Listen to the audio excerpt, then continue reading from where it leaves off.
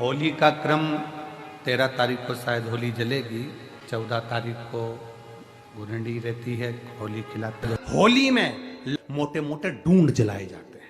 ढूंढा की राख तैयार होती है, उसका कालापन जो तैयार होता है उसको उठाकर ले आए और कपड़े में उसको छान कर राख तैयार कर 3-4 बार छानने के बाद उस भस्म को 12 बजे से 1 बजे के बीच में शिव जी को समर्पित कर देता है और उस भस्म को उठाकर उसमें घी मिलाकर मस्तक पर तिलक लगाकर चले जाता है। वो जिंदगी में कभी हार नहीं सकता, विजय ही पाकर आता है, उसकी कभी हार नहीं हो सकता।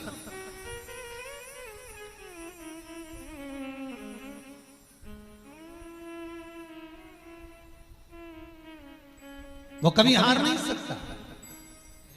शिव महापुराण की कथा कहती है वो भस्म विजयता को प्रदान करती है। आपको किसी से नहीं कहना, किसी के हाथ नहीं जोड़ना, केवल वो भस्म का तिलक लगाकर जिससे आपका काम निकालना है उसके सामने पहुंच जाइए, आपको सुख का अनुभव हो जाएगा, कार्य सिद्ध। तो भस्म इतनी प्रबल होती है। शरीर में बहुत बड़ा रोग हो गया, छूटने को तैयार नहीं है, बड़े बड़े इलाज करवा लिए, बहुत दिखा लिया, बहुत सब दूर इलाज करवाया, सब दूर दिखाया, पर मिटने को तैयार नहीं है। तो फिर अबीर का प्रयोग,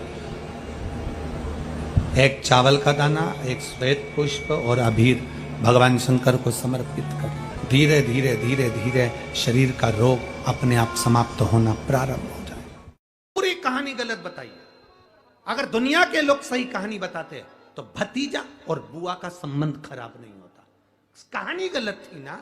लोगों ने कहा, हिरण्यकशिपु ने अपनी बहन से कहा, बहन तू अपने भतीजे को गोदी में रखकर बैठ जा और चादर ओढ़कर बैठ जाना, तू बच जाएगी, तेरा भतीजा जल जाएगा। तो बुआ भतीजे को जलाने के लिए गोदी में लेकर बैठी। बोलो सही है कि गलत है? लोगों ने कहानी गलत बताई। होली का लोगों ने कहा उसने अपने भतीजे को जलाया। पहले तो होलिका का नाम तो निकालो कि होलिका का नाम क्या है। कथा वालों ने कह दिया हिरण्यकशिपु की बहन थी होलिका, वो अपने भतीजी प्रहलाद को गोदी में लेकर बैठ गई। वो प्रहलाद को हाथी के पांव के नीचे डाला, खोलते तेल में डाला, अग्नि में डाला, इसमें डाला, उसमें डाला, नहीं मरा। आखिरी में अपनी बहन से कहा होलिका तो अपने भतीजे को गोदी में लेकर बैठ जा। पहले उस होलिका का असली नाम तो लाओ, जिस होलिका का नाम विष्णु पुराण में ढूंढा लिखा है। क्या नाम लिखा है? ढूंढा। होलिका का असली नाम लिखा है विष्णु पुराण में ढूंढा। इसलिए आज भी होली में लकड़ी नहीं जलाई जाती, मोटे मोटे ढूंढ जलाए जाते हैं, क्योंकि उसका नाम ढूंढा है। और ढूंढा बैठी अग्नि में, भतीजे को गोदी में लेकर बैठ गई। उसके पास में एक ब्रह्मा जी की चादर थी, जिसको ओढ़ कर बैठ जाती थी तो आगी में जल नहीं सकती थी। ढूंढा ने देखा चारों तरफ से आगी लग गई, मेरा भतीजा जल जाएगा। तो बुआ को लगा मेरा भतीजा जल जाएगा। बुआ वो होती है जो दुआ देती है, बुआ कभी बद्दुआ नहीं देती है। और ढूंढा ने अपनी चादर को उतारा, आगी चारों तरफ से लग गई। बुआ को लगा मेरा भतीजा जल जाएगा, तो अपनी चादर उतार कर अपने भतीजे पे डाल दी और बुआ खुद जल गई, पर अपने भतीजे को नहीं जलने दिया। ये कथा है, पर लोगों ने उसको पूरी पलट दिया, पूरा पलट दिया। बुआ कब जलाई अपने भतीजे को? होली का क्रम 13 तारीख को शायद होली जलेगी, 14 तारीख को गुरंडी रहती है, होली खिलाती है। पिछले वर्ष थोड़ा सा होली का क्रम रहा, तो अब की बार सब जगह की होली में ना जाते हुए केवल एक होली, वो भी सीहोर की, वो 15 तारीख को महादेव की होली, मार्च को महादेव की होली। अपने शिवालयों में शंकर जी शिव मंदिर के अंदर चंदन का जल 1 लोटा अवश्य चढ़ाएं। महादेव की होली अवश्य मनाएं। होली आ रही है, लगी नहीं रिया की होली जैसा है। दिवाली आती है तो लगता ही नहीं कि दिवाली जैसा है। राखी आती तो लगता ही नहीं राखी जैसा है। सारे त्योहार फीके हो गए गुरुजी। हमने कहा त्योहार फीके नहीं हुए, त्योहार का कलर फीका नहीं हुआ, त्योहार का रंग फीका नहीं हुआ है। बस त्योहार वही है, गुलाल वही है, मिठाई वही है, गुजिया पपड़िया वही है, खुरमे चकरी वही है, पपड़िया वही है, गुजिया वही है, इंसान वही है, बस बाजार में से जो रौनक समाप्त नहीं हुई है, रौनक आपके भीतर की समाप्त हो गई। आपके भीतर इतनी ईर्ष्या भराती गई, इतनी ईर्ष्या भराती गई, इतनी ईर्ष्या भराती गई कि वो ईर्ष्या के कारण, उस अहंकार के कारण, उस अहम के कारण तुम एक दूसरे से मिलना पसंद नहीं कर पाते। पहले के लोग कहते थे हमारे यहाँ जब होली होती थी इतने लोग आते थे, मिलने जाते थे, गुलाल लेकर जाते थे। आजकल तो कोई दिखता नहीं है। कारण केवल इतना सा है, तुम्हारा अहंकार, तुम्हारा ईगो, तुम्हारा अभिमान तुम्हें अपने घर से बाहर नहीं निकालता। तुम घर से बाहर नहीं निकलते अपने अहंकार के कारण, अपनी काया के कारण, अपनी अभिमतता के कारण आप दूसरे से मिलना पसंद नहीं करते। जरा सा कोई ने कलर लगाया तुम्हें क्रोध आ गया, जरा सा किसी ने गुलाल लगाया तुम्हें गुस्सा आ गया, जरा सा कोई आया भाभी जी भैया जी करके गुलाल लगा गया, तुम न न न न न न न न न न, कहां जाओ? इतने वीआईपी हो गए, इतने वीआईपी हो गए, इतने वीआईपी हो गए कि अपने त्योहारों से भी दूर हो गए। मेरा निवेदन है, होली का त्योहार आ रहा है, उस फागुन के त्योहार में मेरा देवाधिदेव महादेव माता पार्वती के साथ होली खेलता है, मेरा कृष्ण कन्हैया राधा रानी के साथ होली खेलता है। आप भी अपने इष्ट मित्रों के साथ होली खेलिए और दिल से खेलिए। अरे सीहोर जिले में एक होली होती थी, उस होली का नाम हमने पिछली बार बदल दिया था। कौन सी होली कर दी थी? महादेव की होली। पिछली बार हमारे सीहोर जिले में हमेशा होती आई थी वो होली, थोड़ा उसका नाम हमने चेंज कर दिया था तो उसको महादेव की होली कर दिया था। मेरे सीहोर जिले के रहने वाले सभी रहवासियों से, जिले भर के निवासियों से निवेदन करना चाहूंगा, वो पुरानी होली को बंद कर महादेव की होली नाम दिया गया है। शिव मंदिर में जाना है, चंदन का जल शिव जी को 1 लोटा चढ़ाना। एक बात अपनी जिंदगी में उतार कर रखो, शंकर भगवान को घी का दिया भी लगाओ तो तुम्हारे घर में जो असली घी हो, थोड़ा सा भले 1 पत्ती लगाओ, भले इतनी सी बत्ती जलाओ, पर असली घी की जलाओ। शिव जी को अगर चंदन भी लगा रहे हो तो असली लगाओ। शंकर भगवान को चावल भी चढ़ा रहे हो तो असली चढ़ाओ।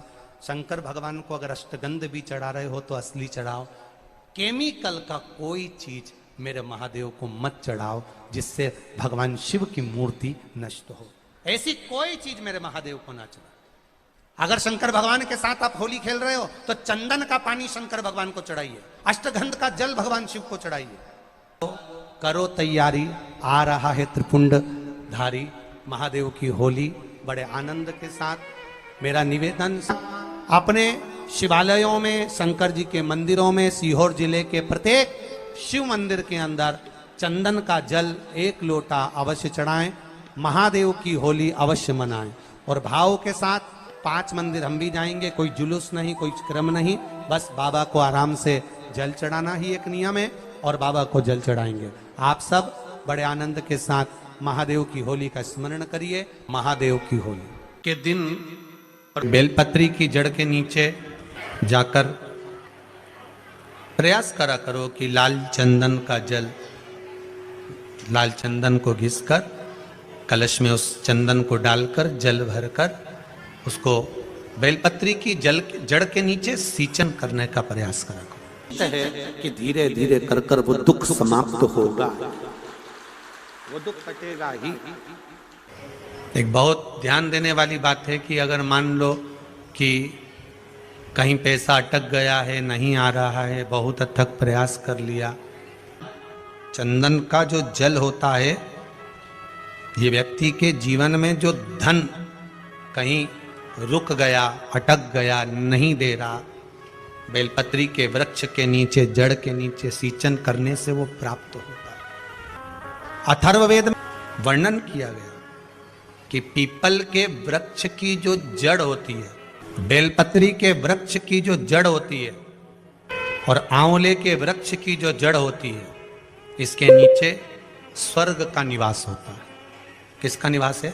स्वर्ग का निवास। जहां पर ये वृक्ष होता है और उस वृक्ष के नीचे बैठकर हम जब किस जल का सिंचन कर रहे हैं। जैसे अभी आपको कहा था कि जल में अगर लाल चंदन मिला हो और आप बेलपत्री के जड़ में सिंचन कर रहे हैं तो लक्ष्मी की आवक बढ़ेगी। कहीं पैसा अपना अटक गया, नहीं आ रहा, आएगा। पीपल की जड़ में इत्र का जल, पीपल की जो जड़ होती है उसमें इत्र का पानी, थोड़ा सा जल उसमें थोड़ा सा इत्र का भाग हो महाराज, और आप भगवान पीपल देव पिपलेश्वर महादेव का स्मरण कर कर पीपल की जड़ में अगर जल चढ़ा रहे हैं, और मान लो शरीर में कोई कष्ट हो गया है, शरीर में कोई रोग हो गया है, कोई मालूम पड़े ये हाथ 4 दिन से दुख रहा है, या 4 दिन से ये नस दब गई है, या ये कमर दब रही है, तो आप 2-4 दिन कर कर देखो। कलश के अंदर जल, जल में इत्र का थोड़ा सा भाग, पीपल की जड़ के नीचे आप उसका सिंचन करिए पिपलेश्वर महादेव के नाम से। उस जल को थोड़ा सा भाग लेकर आ जाओ उसी में से जो चढ़ाया है, और उस स्थान पर जहां कष्ट है उसको लगाना प्रारंभ करिए। 2 दिन 3 दिन कर कर देखो। प्रैक्टिकल करने में क्या जाता है, सियोर वाला महाराज झूठ बोल रहा हो तो। कभी कभी अगर ऐसा लगे जीवन में कि दुख बहुत ज्यादा आ गया है, बहुत तकलीफ आ गई है, तो लाल चंदन को घिसकर उस लाल चंदन का लेपन भगवान शंकर पर कर कर फिर पानी चढ़ाओ। अगर कोई संकट भारी है और निकट रहा,